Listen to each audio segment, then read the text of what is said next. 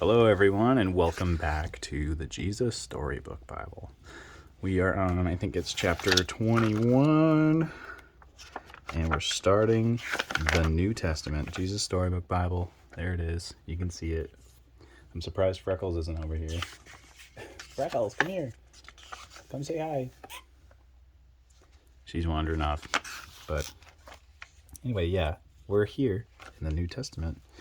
We read all of this, and now we have all of this left. So let's zoom in, and we'll count.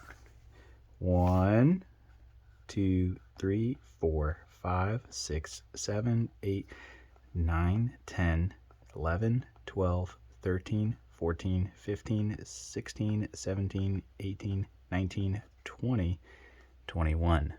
And we're going all the way up to 22, rather. Sorry, we're in chapter 22.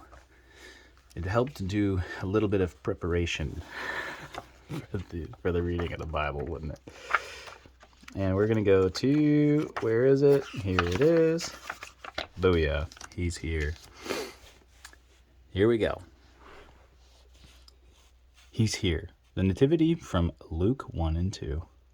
Everything was ready. The moment God had been waiting for was here at last. God was coming to help his people, just as he promised in the beginning. But how would he come?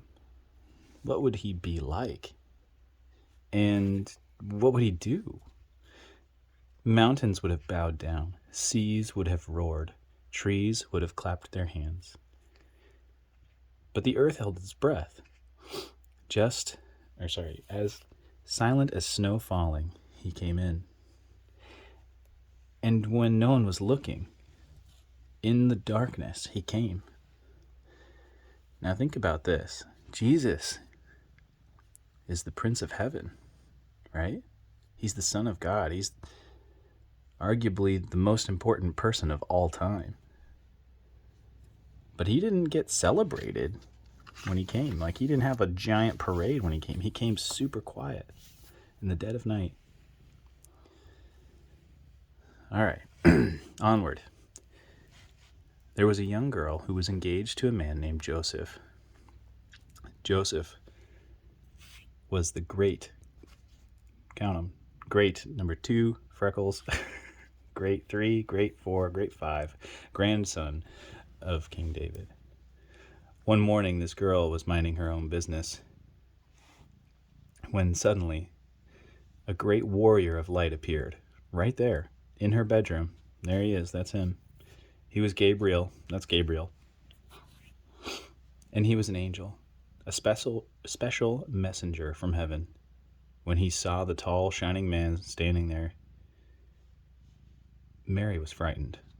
That's Mary. You don't need to be scared, Gabriel said. God is very happy with you. Mary looked around to see if perhaps he was talking to someone else. Mary, Gabriel said, and he laughed with such gladness that, wow, that was a big old tuft of Freckles' hair. Mary, Gabriel said, and he laughed with such gladness that Mary's eyes filled with sudden tears. Mary, you're going to have a baby, a little boy, and you will call him Jesus. He is God's own son. He is the one. He is the rescuer. the God who flung planets into space and kept them. This is what's distracting me over here. This, the little fuzz. Sorry, trying to read and get loved on by Freckles is really hard. She puts her whole body weight into it. The God who flung the planets into space and kept them whirling around and around. The God who made the universe with just a word. The one who could do anything at all was making himself small and coming down as a baby. Wait, God was sending a baby to rescue the world? But it's too wonderful, Mary said, and felt her heart beating hard. How can it be true? Is anything too wonderful for God? Gabriel asked. So Mary trusted God more than what her eyes could see, and she believed. I am God's servant, she said. Whatever God says, I will do. Sure enough, it was just as the angel had said. 9 months later, Mary was almost ready to have her baby. Now, Mary and Joseph had to take a trip to Bethlehem, the town King David was from. But when they reached the little town, they found every room was full. Every bed was taken. Go away, the innkeeper told them. There isn't any place for you. Where would they stay? Soon, Mary's baby would come, and they couldn't find anywhere except an old, tumbled-down stable.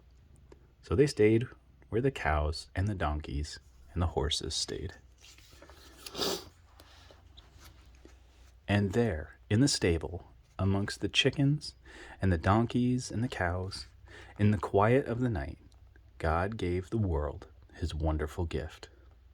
The baby that would change the world was born, his baby son. Mary and Joseph wrapped him up to keep him warm, they